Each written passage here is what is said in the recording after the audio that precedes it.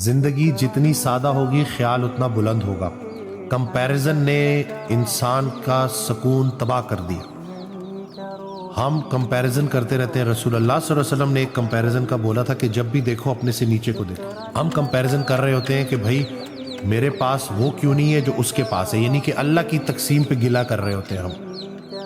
حضرت واصف علی واصف رحمۃ اللہ کا بڑا پیارا جملہ ہے کہ جب کوئی ایک نعمت کمزور پڑ جائے تو باقی نعمتوں کا شکر ادا کرنا شروع کر دو۔